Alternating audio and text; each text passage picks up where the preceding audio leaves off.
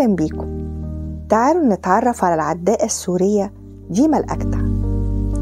تم اختيارها على قائمة BBC للنساء الملهمات لعام 2022. عام 2012 سقطت قذيفة على بيتها في ريف إدلب في سوريا، وكان عمرها 18 سنة، وحصل بتر لساقها اليسرى واتحرمت من ممارسة أحب رياضة لقلبها وهي الجري.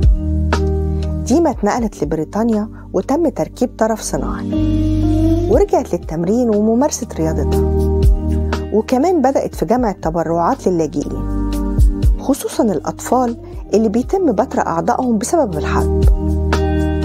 بيعاني 28% من السوريين من الإعاقة، ودي نسبة ضعف المعدل العالمي حسب بيانات الأمم المتحدة. بعد مرور 10 سنين ديما مركزة على التدريب للمشاركة في دورة أولمبياد ذوي الإعاقة لعام 2024.